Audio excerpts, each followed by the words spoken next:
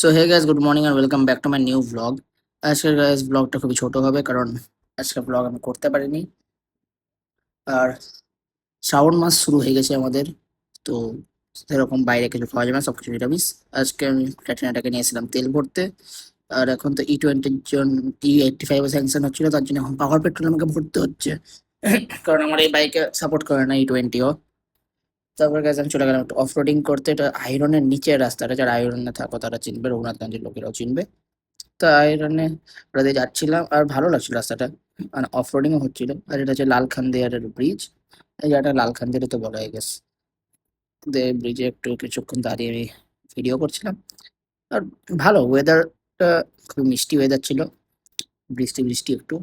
তারপরে আমি জঙ্গিপুর কলেজ হয়ে বেরালাম, যে এসে তারপরে আমি চলে গেলাম একটু সদরঘাটে ঘুরতে।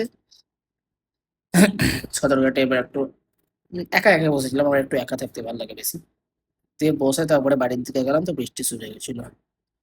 তো এই ছিল গাইস আজকের ব্লগ। দেখা হচ্ছে আমার পরের ব্লগে। Thank you so much for watching. Tata and bye by.